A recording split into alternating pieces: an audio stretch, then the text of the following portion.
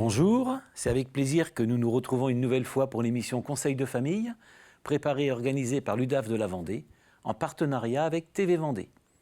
L'objectif de l'émission est d'apporter des relais ou des solutions à des problématiques que vous pourriez vous poser. Aujourd'hui, nous recevrons Madame Myriam Bourrasso, la nouvelle directrice de la Fédération départementale Vendée de familles rurales. Nous aborderons avec elle la réalité de familles rurales aujourd'hui.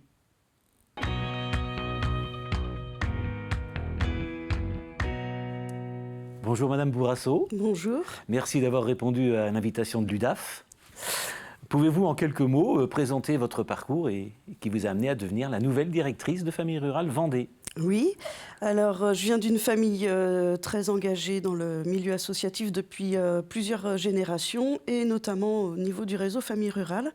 Donc j'ai découvert les métiers de l'animation toute jeune et puis de fil en aiguille, j'ai fait un parcours scolaire vers un DUT d'animation socio-culturelle qui m'a amené aujourd'hui à pouvoir pratiquer le métier de chargé de mission dans un premier temps au sein de la fédération et depuis octobre dernier au poste de direction de la fédération. Alors, c'est quoi aujourd'hui famille rurale en termes de personnes, de familles aidées, d'associations en Vendée ? Alors, Famille rurale en Vendée, aujourd'hui, c'est plus de 115 associations locales qui gèrent elles-mêmes leurs services, leurs activités. La fédération est en conseil et en accompagnement au quotidien pour ces associations. Nous avons 9000 adhérents familles sur tout le département, 6000 adhérents seniors et 500 jeunes. D'accord. Et en nombre de personnes salariées sur le département ? En salariés sur le département, c'est 350 équivalents temps plein. Donc c'est bien plus de salariés, puisqu'on a des métiers qui sont beaucoup en temps partiel. Mais en équivalent temps plein, 350. Alors quels sont justement les services les plus demandés par les familles aujourd'hui ? Alors, les services les plus demandés sont les modes de garde avec les accueils périscolaires, les accueils de loisirs pour les mercredis, les vacances, les séjours d'été, la restauration scolaire, le transport scolaire, et puis énormément aussi d'activités culturelles diverses et variées au gré des volontés des associations locales et des bénévoles qui œuvrent dans ces associations.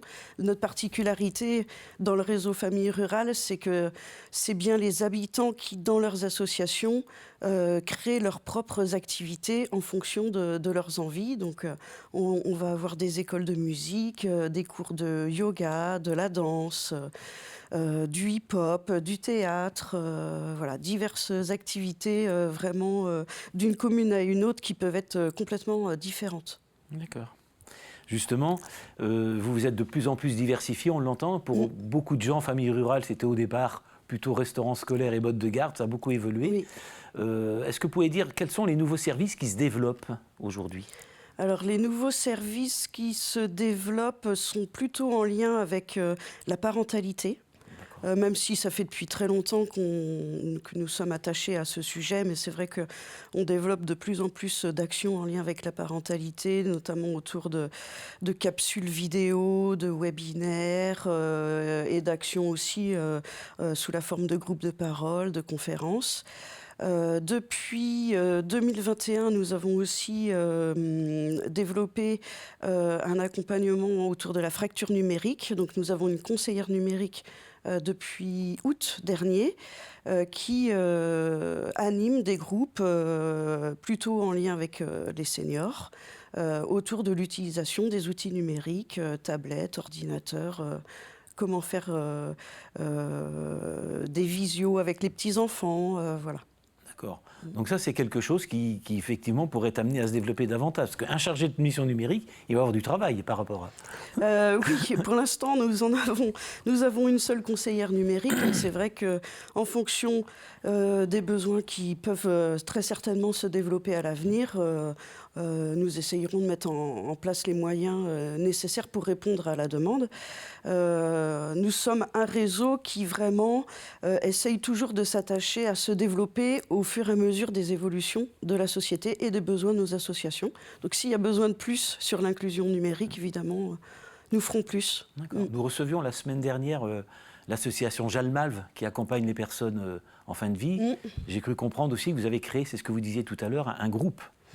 Oui, nous avons en fait un pôle que nous appelons aujourd'hui accompagnement des familles endeuillées. Donc nous avons 2 salariés qui ont été formés à l'écoute des familles en situation de deuil d'un conjoint ou d'un enfant.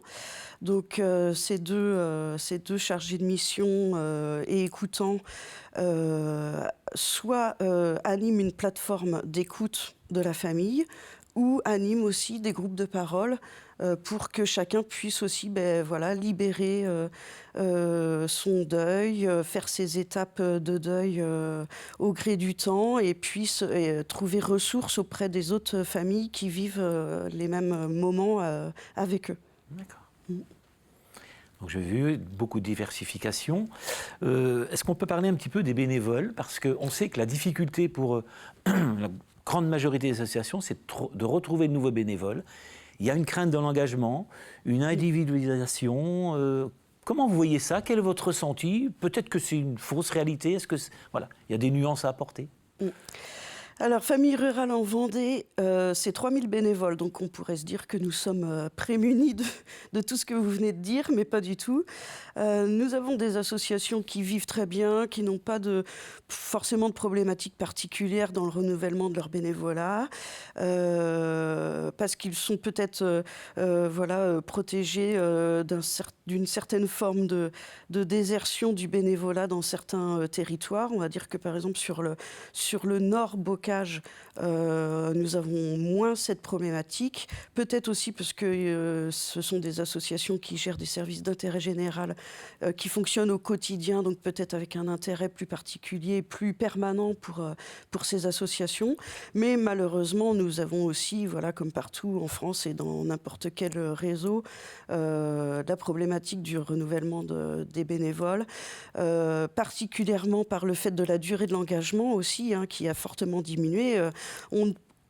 Apparemment, en France, on ne note pas forcément une diminution du nombre de bénévoles, mais plutôt une diminution de la durée de l'engagement, qui aujourd'hui est plutôt entre 3 et 5 ans dans une association, alors qu'il y a encore une dizaine d'années, on était peut-être plutôt autour de 7-8 ans dans la durée de l'engagement.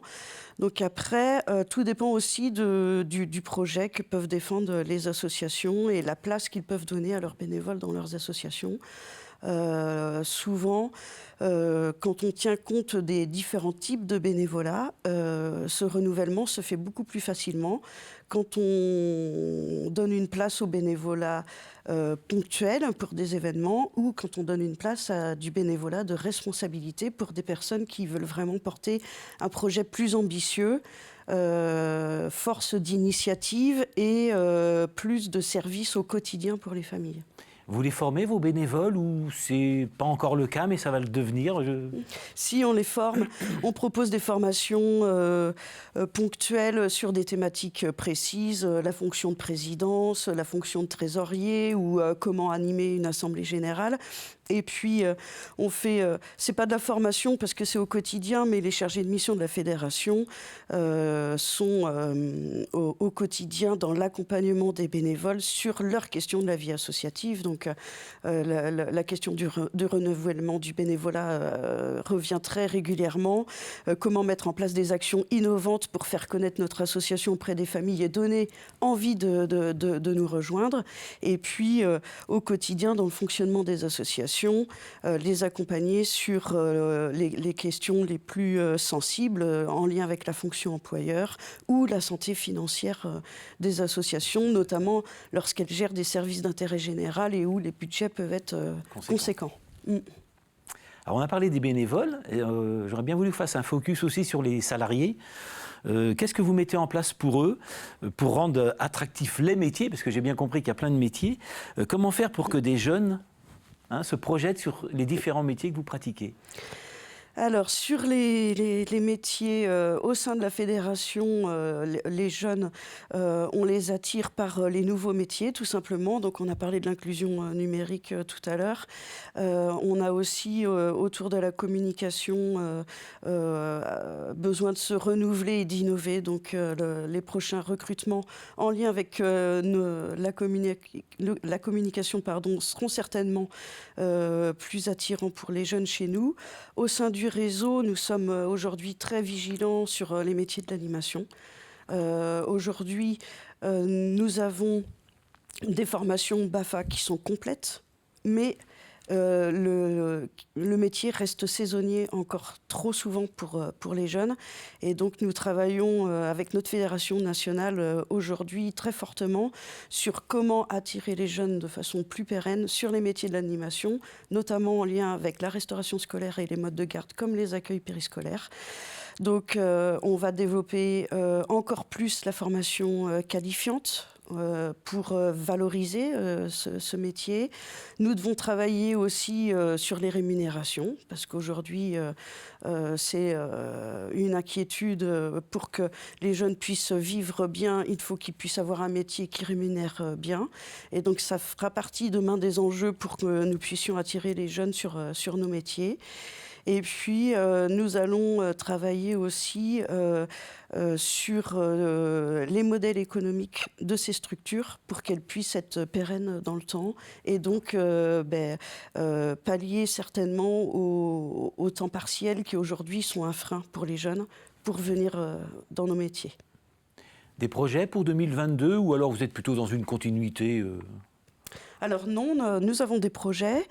Autour de la jeunesse, pas en lien avec les métiers, mais plutôt en lien avec l'information jeunesse. Donc, nous sommes en phase de diagnostic sur tout le département pour créer un point d'information jeunesse itinérant.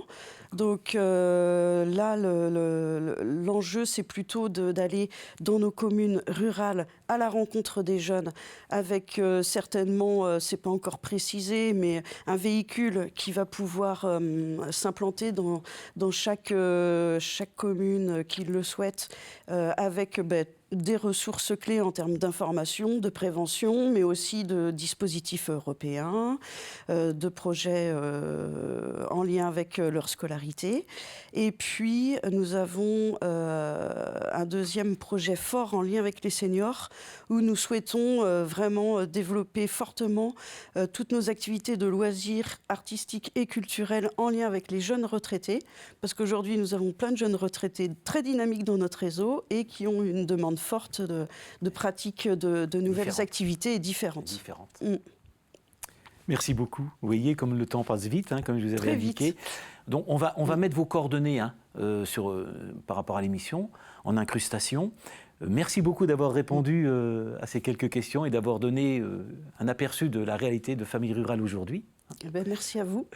Quant à nous, nous nous retrouverons la prochaine fois pour une nouvelle émission de Conseil de famille. En attendant, vous pouvez revoir cette émission comme les précédentes en replay TV Vendée ou sur les sites internet de TV Vendée et de l'UDAF. À bientôt.